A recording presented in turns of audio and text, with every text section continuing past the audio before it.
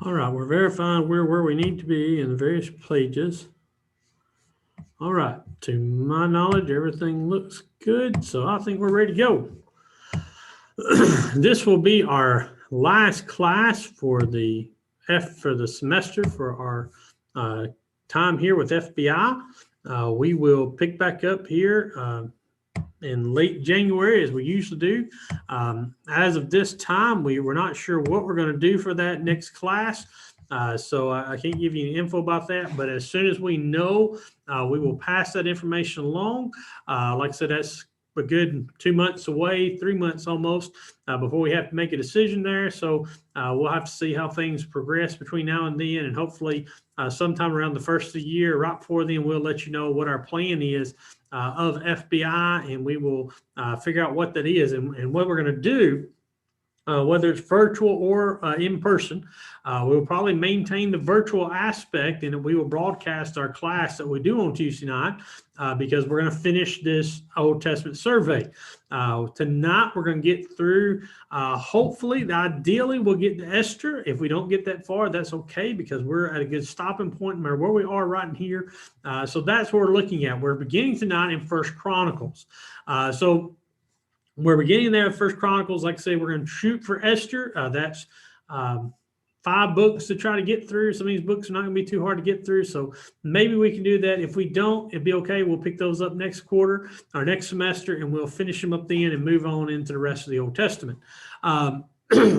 Again, like I say, I appreciate everyone being here on Tuesday night. I know this has been a different way of doing this with doing live, but I think everything has worked really well for us. And we appreciate everyone's patience and everyone's willingness to work with us as we go through this a little different. All right, let's get started talking about the book of Chronicles. First and Second Chronicles, our next book, as we've talked about, First and Second Kings, we've talked about with Samuel. This was originally one book. This was originally one manuscript that was given. This was the word Chronicles. The name Chronicles means the affairs of the days. This is a summation of everything that has happened. What it does is it condenses the previous 12 books of Jewish history and continues the historical record of the kings. Some people will look at the book of the Proverbs or Chronicles and say it's a repeat. It's almost like there's not a whole lot of new information given in the Chronicles. There's a little bit here and there, but for the most part, it repeats the story of 1st and 2nd Samuel, 1st, 2nd Kings. But not only that, it repeats the story from Genesis. It catches us back up, and it does that for a very specific reason. When you read the Kings and Samuel, those books were written to give us the idea, give us the information, the historical record of the kings, to give us a historical account of what those kings did, who they were, when God blessed them, when God cursed them, and the idea of what they were doing, how faithful they were. The book of Chronicles is another book that is written not necessarily to show us the history of Israel as a nation in a physical history, but to show us Israel's spiritual history. The idea that it's going to trace everything back to the time of Abraham, and it's going to go from, or not Abraham, excuse me, it goes back to Adam. It starts at Adam and goes forward, and it has a focus. It has 2 focuses on it. One, it has a focus on the lineage of David, of how did David get there, and then David's life and what David was able to accomplish and his sons and the promise of that continual kingship. And 2, it focuses on the Levites to show that there was a chain, a family connection from the beginning of Genesis all the way through here to show that there was the priests who are in control, the priests who are running the temple are the actual priests. Now, the book of First Chronicles is like 2 Samuel, and it is primarily dedicated to the life of David. Matter of fact, if you look at First Chronicles, 2 Chronicles, as it is one book put together, I think 30% or nearly a third of that entire book is dedicated to David. And that should tell us something about who David was and why David was important. But let's go on from there. We notice that his royal line is traced through genealogies all the way back to Adam. Again, this was originally written as one book, and most people believe that this book was written most likely from Ezra, written by Ezra. It was written by Ezra through divine inspiration. God inspired Ezra to write, and so Ezra wrote this book. or we're assuming it's Ezra. This was written from a priestly perspective and a post-exilic standpoint. Now, what this means is this is after the Babylonian captivity, after the Assyrian captivity, after the 70 years, they've come back to Jerusalem, and we'll get to that tonight, that time period. This is when this book was written. It was written after all that had happened, and it tells the history of what has occurred. And so Ezra is the one usually thought to have written this book. Ezra, as a man, was a priest. He had a great zeal for the reform of the nation, and he had a reform to bring people back to living for God, to returning to the law of Moses, returning to be the people God had called them to be. And then you notice that he himself returned with the remnant to Jerusalem in 458 BC. When he returned, he took immediate action to restore temple worship to Jehovah or to Yahweh, and to eliminate mixed marriage between Jews and their pagan neighbors. And so what we're going to see is Ezra is going to be introduced tonight. Again, we're going to hopefully get to Ezra. We should at least get to Ezra and Nehemiah. But Ezra's part of that return. After the Babylonians take the Jews captivity, they are captive for 70 years. After those 70 years, there's a group that comes back with Zerubbabel. And we'll talk about Zerubbabel tonight. They'll come back with him, and they come back and they begin rebuilding the temple, and they begin starting things, but they don't get everything exactly right. Then again, a time later, I forget the exact dates, a few decades later, Ezra comes back. And Ezra will bring with him more people, and then they will cause even more reform. And then about 15, 20 years after Ezra's return, there's a third return led by Nehemiah, and he becomes a civil leader. So this is the time period that we're talking about and what we're going to be looking at tonight as far as these kings and when this book was written. Again, Chronicles was written to the returning remnant who rebuilt Jerusalem. This is the encouragement that God would be with them, the encouragement that they had what they needed to, that God would protect them, that God would care for them. The genealogies were necessary for the redistribution of the land to returning families and to instruct Levite families in what capacity they would serve in the temple upon their return. So what happens is this genealogy is important, not to us because we don't know any of these people, but it's important to these families because one of the things that we're going to see when they come back is they're going to get their ancestral land back. You remember the land of Canaan we talked about last week, but Joshua was given to all the tribes. Well, every tribe had a certain spot of land. Their families in that tribe had a certain spot of land. Ezra and Nehemiah are going to work to return those to those original people. So they have to know where their family lineage is. And then for the priest, they have to know what family they're in to know what their duties are. Because in Leviticus 25, we're told that the different families had different jobs within the temple worship and temple service. So this is what this is. And so again, the majority of this returning remnant was from the southern kingdom or Judah.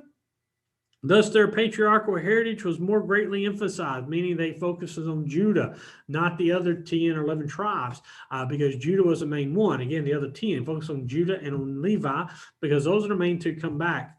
And so we see that they come back because the north is rejected, basically because of their rejection of temple worship.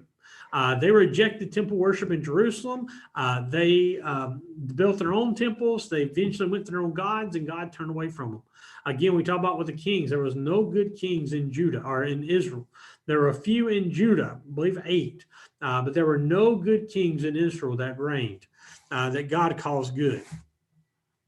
So the Chronicle stresses the bright side of Jewish history without denying its failures. It's written to encourage the people, but it also tells them about where their mess-ups were, where their mistakes were, what they needed to correct. And so just like all the other Bible books, this is what this is written for.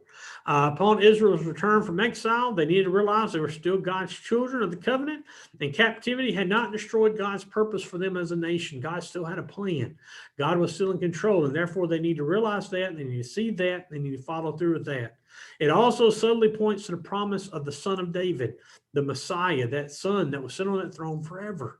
Because now you've got Israel coming back, and David has a promise of a son sitting on the throne forever, but Israel's come back to no kingdom, or Judah's come back with no kingdom, no throne to set upon. So how does that be fulfilled? And so the book of Chronicles sort of will hint to that idea. All right. So let's look at the book of Chronicles. Again, because of its concern for the Davidic dynasty and the Levitical priesthood, the first several chapters are devoted to tracing genealogies. And again, if you go back to 1 Chronicles 1 and begin in verse 1, you see the trace from Adam to Noah. And then in verse 5 through verse 54, you see the trace from Noah's sons to Jacob and Esau. Then in chapter 2 through chapter 4, you see Jacob's son Judah to David and his descendants. You see that connection all the way from Judah to David. Then in chapters 4 through chapter 8, you see the other sons other than Judah, other sons other than Judah are talked about, and there's an emphasis on Levi, again, because these are two tribes that we need to know where they come from, and you know where they come from. And then we get to 1 Chronicles 9. The remnant in Jerusalem is there following the return from the exile of Babylonia, the people who are to come back, the people who have returned, because there's certain groups who didn't come back. And we'll talk about those in just a little bit as well.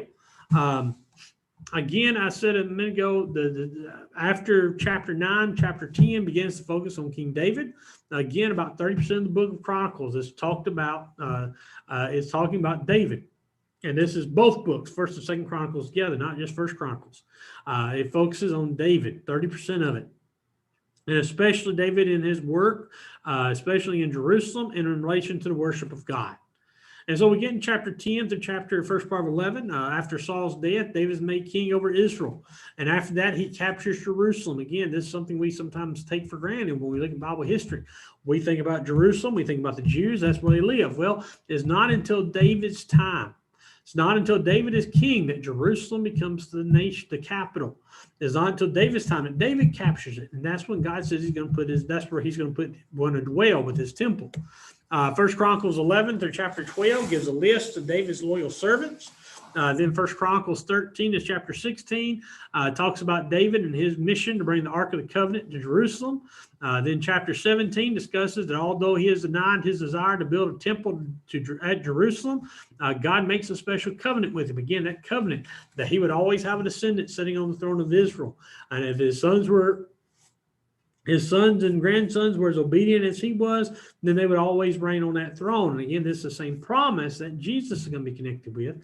And therefore, there's the connection of why Jesus in Matthew begins the story of Jesus with a genealogy that connects to Chronicles and tells us about this line of how it got there. And so David again wants to build a temple. God tells him to be king, but God makes a special covenant with him. From there, we get to the next part and the preparation for David's son to build the temple.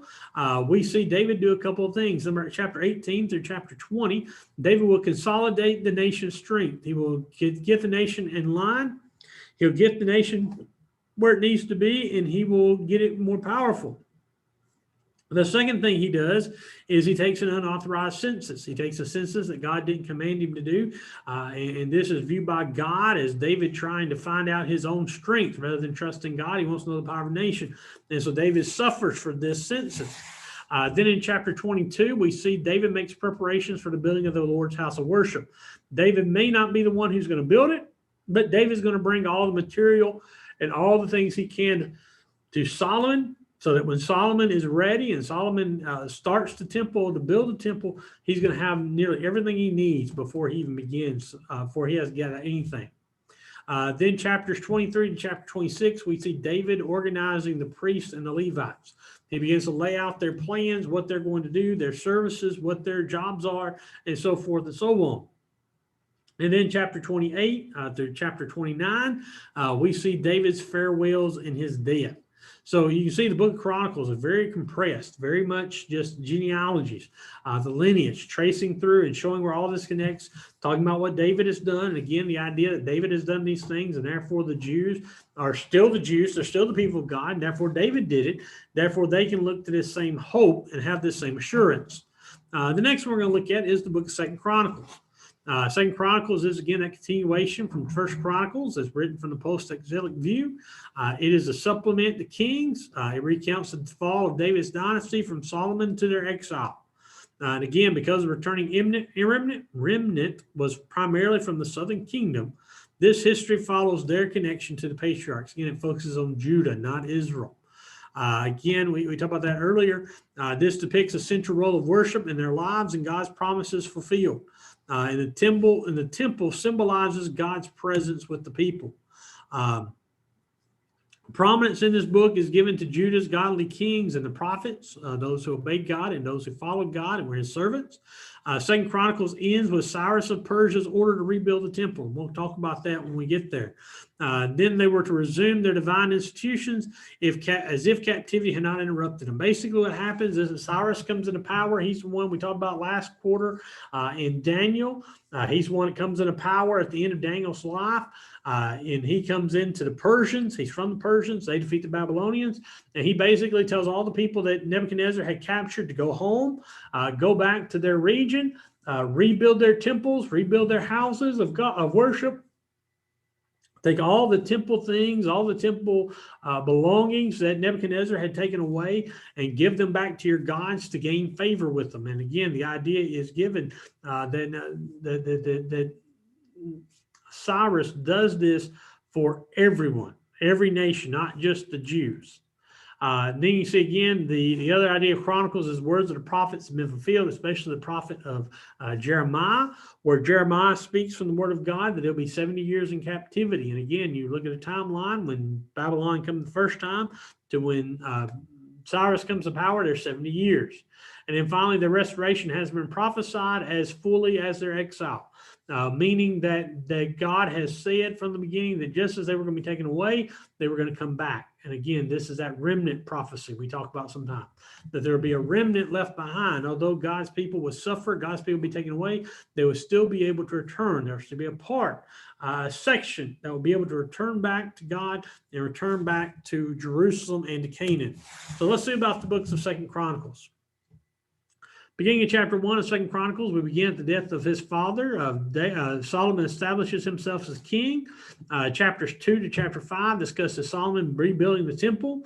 Chapter 5, the rest of that is where the Ark of the Covenant is brought inside the temple.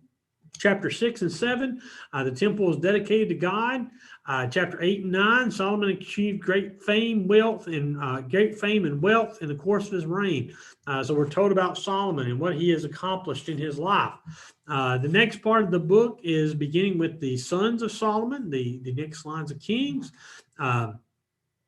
In this large section of material, the northern kingdom is ignored. Again, the kingdom of Israel is not really talked about. Is maybe referenced here and there, but nothing of significance is said about it. Instead, it gives a history of the kings of Judah. And these kings are as follows. Chapter 10 and chapter 12 talks about Rehoboam. This is Solomon's son. Then chapter 13 talks about Abijam. This is the son of Rehoboam. Then chapter 14 and 16 talks about Asa. Chapter 17 through chapter 20 talks about Jehoshaphat. 21 talks about Jehoram. Chapter 22 talks about Ahaziah. Chapter 22, verse 10 through 12 talks about Athaliah. Chapter 23 and 24 talks about Joash. Chapter 25 talks about Amaziah. Chapter 26 talks about Azariah. 27 talks about Jotham. 28 talks about Ahaz. Chapter 29 through 32 talks about Hezekiah. Chapter 33 talks about Manasseh. Chapter 33 talks about Amon. Chapter 34 to 35 talks about the last great good king, Josiah. And he is a very interesting character to study. Remember, he's one that comes into power at age 8. Chapter age 16, he starts a revolution, a religious revolution among the people. But Josiah is basically told by God he's too little, too late.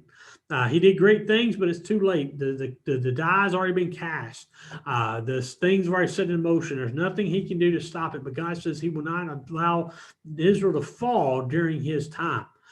Israel doesn't fall during the time of Josiah. And a matter of fact, a little bit about the history is that Josiah is actually, some historians credit him for being responsible for Babylon's taking Judah. And the reason for that is that Babylon doesn't come to Judah until after these next few kings. But what happens is that the northern kingdom is taken to Assyria. And as they're under captive there, they're in captive before the reign of Josiah and after it, or during it. During that time, the Assyrians are attacked by the Babylonians. when the Assyrians get word the Babylonians are coming, the Assyrians send word to their allies to come help them. And their biggest ally is Egypt. Now, what happens is Egypt has to march through Israel to get to Assyria, and or get to Assyria to help them fight Babylon. History tells us, and the Bible tells us, that when Egypt marched through Israel, Josiah comes out to fight Egypt. Now, again, why? We're never really told any reason why Josiah fights Egypt, other than it's just Egypt. And so what happens is Josiah fights Egypt. Egypt is defeated, and they have to send back home for more. They win. They're not defeated, but they're decimated. They have to send back home for more forces. Egypt continues up north to Assyria. When they get into Assyria, they get to where Assyria and Babylon are fighting, and they nearly get there, and they receive word that Assyria has fallen, that Assyria has been defeated. And so when they come back through, they turn around and leave and retreat. And when they come back through Israel, they actually take over Jerusalem and take over from Israel. And they make one of the kings, I think it's Jehoiakim, or Jehoaz, into basically their feudal king. They're the king in control. I think it's Jehoiaz, I believe. And so this is what happens next. Jehoiaz is the next king. Then there's Jehoiakim. Then there's Jehoiachin. And then there's Zedekiah. Jehoiakim and Jehoiachin are two kings who are set by Babylon. Jehoiakim, I believe, is the one set first by Babylon, but he refuses to. He's faithful for a while, but then he refuses to pay Babylon what they're due. They come back and they set up Jehoiachin. He does the same thing, and then finally they set up Zedekiah. And Zedekiah is really a sad story, because Zedekiah is the king who's over Israel or Jerusalem when the nation, when the city of Jerusalem falls. And when I say it's a sad story is because he wasn't a good king, but as far as God's concerned, but he tries to flee. And when he tries to flee, the Babylonians capture him. And where his story gets sad is that the Babylonians capture Zedekiah. They bring him before Nebuchadnezzar and before his army, and they take Zedekiah's sons. And what they basically do is, before Zedekiah's very eyes, they kill his two sons. And then as soon as they kill his two sons, they poke out Zedekiah's eyes. In all of history, that has to be one of the roughest, hardest tortures there is, to see your sons, your children die, and then to know that your eyes are taken next. So that's the last thing you see. And then Zedekiah lives for a while. Zedekiah is taken back to Babylon. Eventually, he's set free from Babylon, but he's the last king of Israel. And so Second Chronicles sort of goes from there to tell us about what happens. Now, this is some maps that give you an idea. I sort of described this a minute ago. Let me get my pointer here. The northern kingdom was here. This is the southern kingdom, Judah. When Assyria comes down, Assyria takes the northern kingdom. Remember, they want to take Judah, but they're turned away, not because of anything Judah did, but because of God.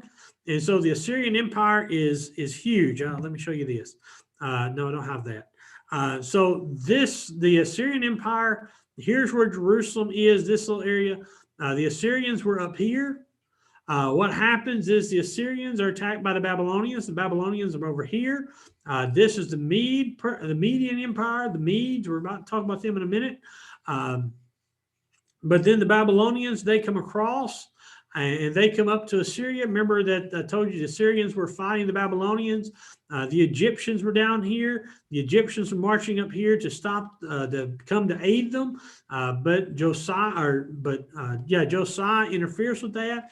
And then Babylon's able to take this, and Babylon's able to run south. Now, the other thing about Babylon is that Babylon does this because, remember, when we talked about last week, Hezekiah had envoys from the nation of Babylon come and wish him good wishes on his getting well.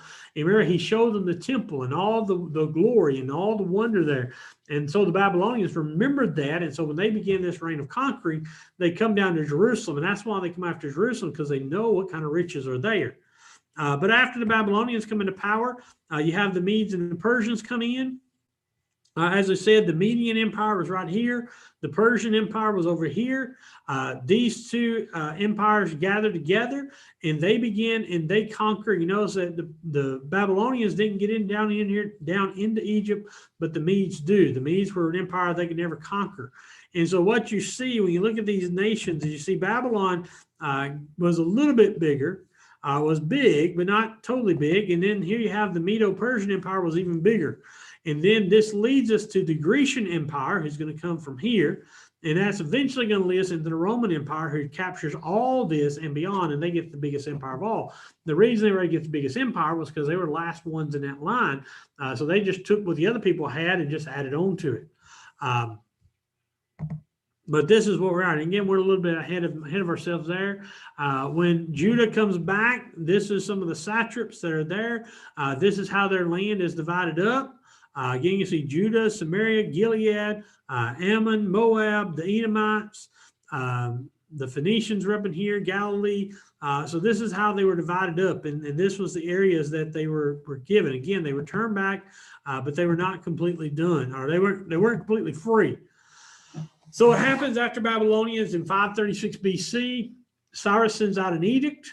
And in this edict, he allows the Jews and all the other people to return home after their end in Babylonia. Then in chapter 36 of 2 Chronicles, we're told that he has inclinations to see the temple restored again. He sends them home and tells them to restore the temple, to rebuild their houses of worship. And so after this, we have the first major group that goes from Babylon to Egypt. Now, let's go back over here. Where they're at is they are going to leave. They're going to leave over here. Babylon's over on this side. Babylon's right there. They're going to leave here and march around and come to Jerusalem.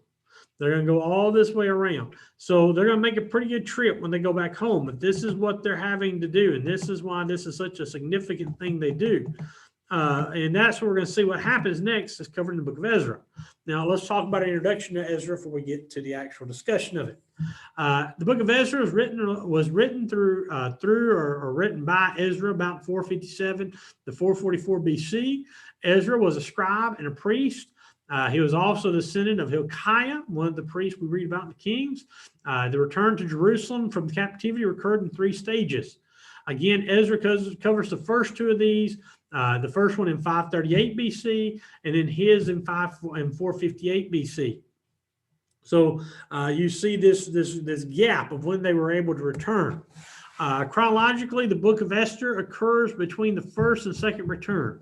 We're going to see the book of Esther. We may not get to it tonight. I don't think we're going to. It'll probably be next quarter. But it happens in between the book of Ezra. I believe it's chapter 7 and 8. I'll tell you when we get there. But it happens chronologically in that gap. Remember, the first 2 returns was 538 and 458. Esther's believed to have been written about Esther's believed to have happened between 483 and 473 BC. So it's in between those 2 returns. The general theme of Ezra is the restoration of God's temple and God's people, both spiritually, morally, and socially. Ezra is about getting God's people back to where they were.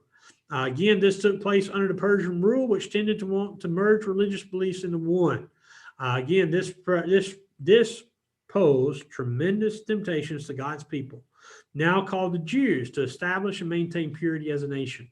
So what they're trying to do is they want everybody to mesh. They want everybody to not be divided by religion. Again, remember, if that was how we were today, it would be the idea of Alabama has its religion, Mississippi's got its religion, Tennessee's got their God and their religion, Arkansas's got their God and their religion, and so forth and so on.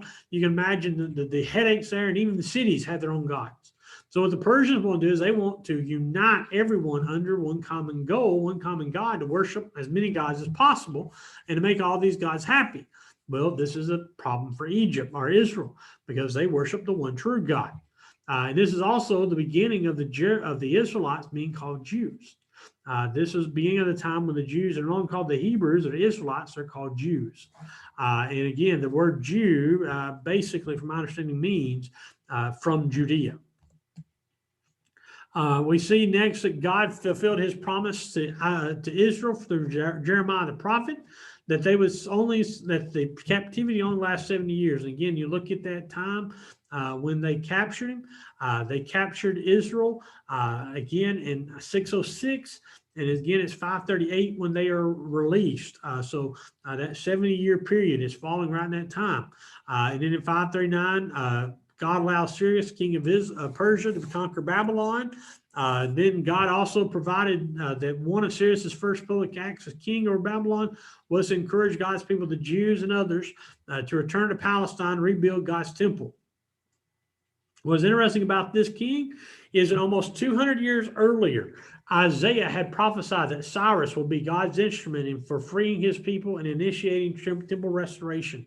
Isaiah lived 200 years before this event, and he prophesied about a king, and that's not unusual. We talk about Daniel. Daniel prophesied about king, but Isaiah prophesies about a king, and he tells the king's name. That's very odd. That's very unusual, very telling and significant to show us the importance, the accuracy of God's prophets and their prophecies they made. So what about the book of Ezra? The first part of the book talks about the return under Zerubbabel. Ezra chapter 1, beginning in verse 1 to verse 4, talks about after the Persians conquered Babylon, the Jews had been held captive. They were given the permission to return home by King Cyrus. The rest of chapter 1, a group prepared to leave for Judah. Cyrus restored to them the temple vessels which had been taken from Jerusalem. Chapter 2, about 50,000 returned under the leadership of Zerubbabel. Chapter 3, back in Jerusalem, the people rebuilt the altar and renewed sacrifices. Ezra 3, the second part of Ezra 3, in the second year of the return, Zerubbabel begins the work on the temple. Chapter 4, there's opposition to the project from people living in the region, and so this work stops for about 15 years. Then in chapter 5, we see God sends the prophets Haggai and Zechariah to stir the people up, to remind them that they need to build God's temple. And what they basically tell them is, how dare you come here to this land that God gave you, and you have your houses, your walls, your roof to protect you, but the house of God has no walls. The house of God was a what we would call a slab. It was the foundation. That's all it was. And these prophets say, how dare you do that? Don't you know that God has brought you home? You ought to rebuild his temple. And so the rest of chapter 5 and into chapter 6, they resumed the work with the authority from the Persian government. Then chapter 3, verses 13 to 16, we're told the temple was completed in the 6th year of King Darius. That's about 515 BC. So this temple takes a while to build. Then the end of chapter 6, it was dedicated and the Passover was observed. So the Passover is finally observed again in Jerusalem after so many years, over 100 years nearly in Jerusalem. And then chapter 7 tells about the skip. Ezra skips about 60 years the book skips about 60 years to the time of Ezra in chapter 7. In this 60-year period between Ezra 6 and 7 and 8, the story of Esther happens. Now, we won't get there tonight. We will get there next quarter. That'll be the first thing we talk about. But this is where Esther happens. Then chapter 7 through chapter 8, you see that Ezra leads a second group of about 1,750 Jews home in 458 BC with commission from King Artaxerxes. King Artaxerxes the first, the king that's the man who's king when Esther's there is Xerxes. So this is not the same king. This is the king after him. Then chapter 9, Ezra is grieved shortly after arriving because he finds out that the people have intermarried with the people of the land and they have compromised their devotion. When God had called the Israelites to be separate, to be holy to him, they no longer obey that. So Ezra grieves about this, and it gives a great scene of Ezra and his concern for the people of God. Maybe a scene we need to reenact more and more, especially with the world we've got now. In Ezra 9, verse 5 through 15, Ezra prays for his people. Ezra begs God and pleads with God to forgive his people and let his people be made right. Then chapter 10, Ezra begins to set forth a series of reforms among the people. And in chapter 10, the book closes with a list of priests who had sinned through unholy marriages. Those who have married foreign women, he gives a list of them, talks about how they've not upheld their holy and spiritual duty.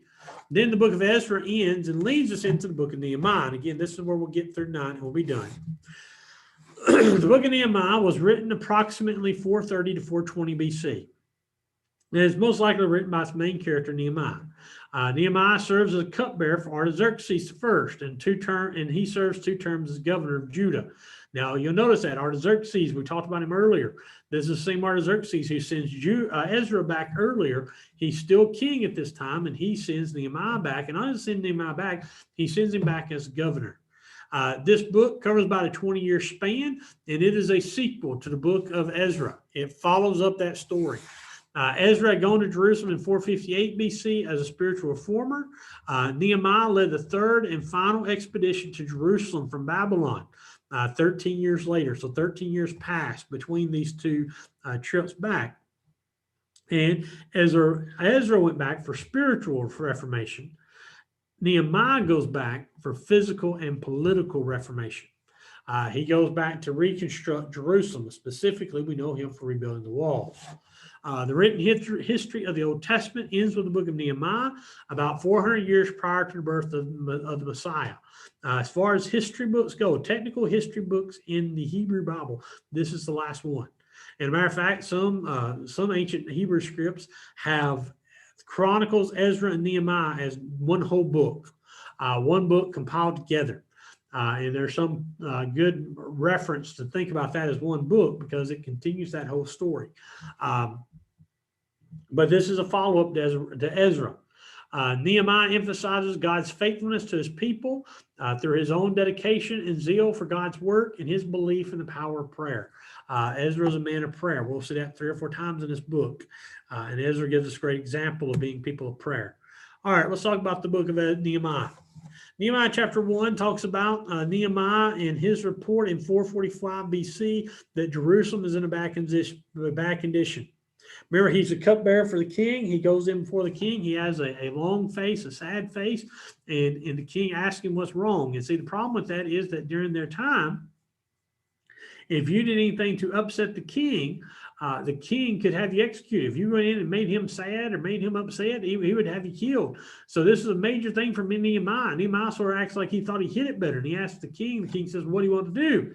And Nehemiah says, I've heard about my land, my homeland. Matter of fact, before he addresses the king, an interesting thing here happens. It says he prays to God right that moment.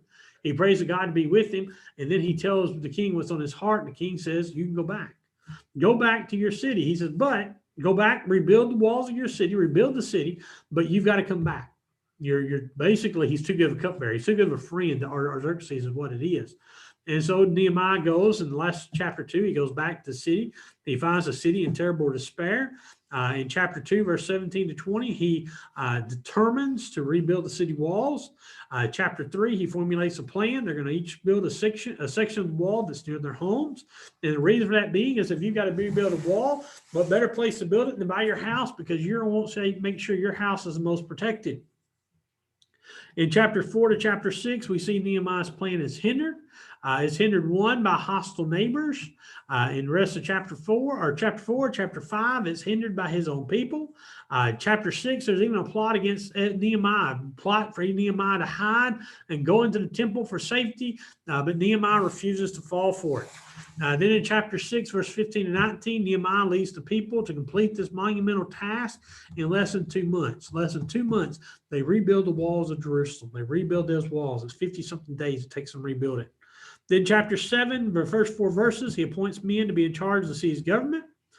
Chapter 7, the rest of that chapter, he restores the people who returned to Babylon to their ancestral inheritance. He goes back and he gives them the ancestral land. Now, again, the reason this is vital, or reason this plays into these other books, is you have to have the genealogy from Chronicles to know whose family's who, because you've been gone for 70 years and the older people are mostly dead. There's no way to know, well who was married back in and what family did we come from? So it was very important for the book Chronicles to be written for this very information. Then we read about the reforms under the combined leadership of Ezra and Nehemiah. Ezra is the spiritual leader. Nehemiah is the political leader. He's granting to be governor over the land by Artaxerxes. In Nehemiah chapter 8, we see about Ezra. Ezra reads and explains the law of Moses to the people. Very interesting book, but they stand and listen to the law of Moses. The first 5 books of the Bible read. And then Ezra will take time and describe and talk to the people about what they need to do. Then Nehemiah 9 and 10, the people confess their sins and they rededicate themselves to God. They confess that they've done wrong. They admit their wrongdoing, that they need to change. They need to correct their lives. Nehemiah 11, they cast lots. to determine who's going to live in the city of Jerusalem. What they do is they cast lots of every 10 people, every 10 families, they cast a lot. Whoever the lot falls on, they have to move their family into Jerusalem because nobody wants to live in Jerusalem because Jerusalem didn't have a wall, wasn't protected. So now they have to go back into Jerusalem and start building it back up. Chapter 12, verse 1 through 6, or through 26, actually, we have a list of princes and the Levites given that are there. Chapter 12, verse 27 to 48, we have an account of the dedication of the city walls. They built the walls and are dedicating them to God and dedicating the work to God and what he's done. Then the final stages of Nehemiah's reforms coincide with the visit he made to Artaxerxes' court in 433. What happens at the end of chapter 12 is Nehemiah has to go back to Artaxerxes. After time at Artaxerxes, he comes back to Jerusalem to be the governor again. When he comes back, these are the reforms he makes. Number one, the people are separated from foreign contacts. Again, any mixed marriages are broken up. Chapter 13, 10 to 14, the people begin to support the priests. They begin to support according to God's plan, and they begin to take care of them. Chapter 13, 15 through 22, they're encouraged to obey the Sabbath laws. And this is a very interesting thing that these people have been back for 100 years now. But yet they haven't been keeping the Sabbath laws as they should have. Again, we would know that even from basic idea. If they were intermarrying with other people, then we wouldn't assume they've been doing these other things as well. And in the end of chapter 13, he charges the people not to intermarry with foreigners. Again, this is a key foundation from Nehemiah and Ezra, is that the Jews have to break up and have to separate from the foreigners again. For the entire time from Joshua in the land of Canaan, from Joshua to the kings, to the last king, Israel is known for obeying God's command of not marrying Gentiles for the most part. There were a few exceptions, but for the most part, they didn't intermarry. The main culprits of that were the kings. But what happens after the exiles, there's not many Jews around, so you have to start marrying other people. And so they begin to marry these other people, and they begin to contaminate the land. And therefore, Ezra and Nehemiah says, no, we got to stop that. We've got to go back to God's law. We've got to obey God's law. And again, it's not because the Jews are better people, but it's because of their belief, that the people's beliefs are based upon God. And therefore, these marriages will be stronger and will strengthen God's nation to be the nation it needs to be. So that is our books of history. Now, you may say, no, wait a minute, when I went to Bible, when I grew up in Bible school, when I look at my Bible, Esther is still grouped, or Esther is grouped with the history books. Yes, she is. However, in the Hebrew Bible, the Hebrew division of these, Esther is not with the history books. Esther is called the writings, meaning Esther goes with Job, Psalms, Proverbs, Ecclesiastes, Song of Solomon. And we'll see why in just a minute, or next time, excuse me, in a month, couple months, because Esther doesn't fit the same pattern of these other books of necessarily as they are. But here we've gotten to the end of this. We have looked at Israel's history. We've looked from the beginning in Genesis all the way through Abraham, Isaac, Jacob's sons, to the time of Moses leading the people out, Joshua leading the people through the land of Canaan, the people conquering that land, the people going through the judges, the people going through the kings, and those kings that are faithful to God, then the nations divided into two, then finally the nations are taken away into captivity, northern kingdom taken to Assyria and destroyed forever, the southern kingdom staying true and staying a nation, but they fall to Babylon. They're taken to Babylon. They're eventually returned to Babylon. Some of them are. Now, that's the other thing about the nation of Israel. We're going to see this next time we talk about Esther. Not all the Jews went back to Jerusalem. That's why you have the Jews that are scattered. Up until the time of Babylon, Jews were in Judah. You didn't go anywhere with Judah. After the Babylonian captivity, though, the people who are in Persia or Babylon, and in Babylon, they don't leave. Not all of them leave and come back. And that's one of the groups that stay is Esther.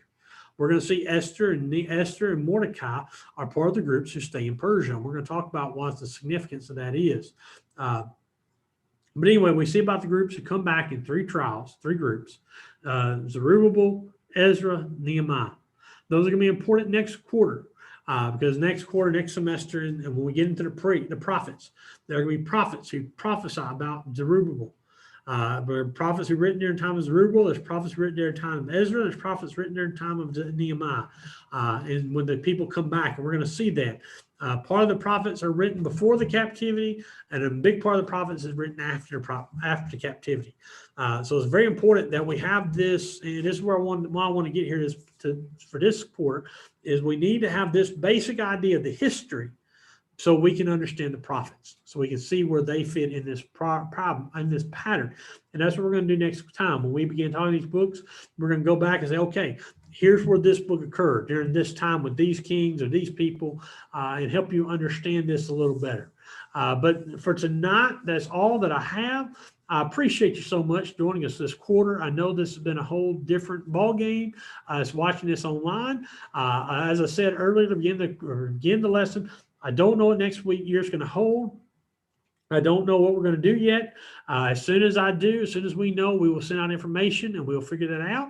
I do know that, Lord willing, and everything stays the same, that we are going to continue our Old Testament survey. We are going to continue with Esther, and we're going to pick up there and finish through the rest of the Old Testament. But that'll be next time. Like I said, that'll be into January. Even if we do in person, we will still do a virtual aspect of that. So if you can't make it in person, you can at least be here for our virtual time for the times you can't make it or you're unable to get out. But again, I appreciate you so much for being with us this quarter. I appreciate you taking some time to study with us. I appreciate all the kind of comments, all the kind of things are said. I know we've covered a lot of these books very fastly, but there was no other way to do this than to get this done. So I appreciate your patience. I hope you've gained something from this class. I look forward to next semester. I look forward to being back with you. But until then, I hope you all are doing well. I hope you are staying safe, and I hope God continues to bless us. And I hope to see you again very soon. Thank you.